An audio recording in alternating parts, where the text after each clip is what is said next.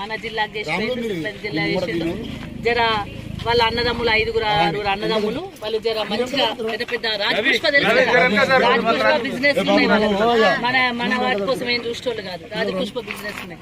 వాళ్ళు ఏంటంటే ఆయన ఏమంటుండంటే పిల్లలకు ఎవరైతే పేద విద్యార్థులు ఉంటారో 50,000 40,000 ఫీజులు కట్టాల్సి వస్తుంది. ఒక్కొక్కరికి MBBS సీట్ వస్తుంది కానీ ఫీజు కట్టడానికి ఉండదు, వాళ్ళకి ఇంజనీరింగ్లో సీట్ వస్తుంది కానీ ఫీజు కట్టడానికి ఉండదు, ఇంటర్మీడియట్లో మంచి కాలేజీలో సీట్ వస్తుంది కానీ 20,000 అయినా సరే ఒక్కొక్కసారి కట్టడానికి ఉండదు. ఆయన ఏమంటారంటే ఒక 100 కోట్లతో ట్రస్ట్ పెడుతుండడు.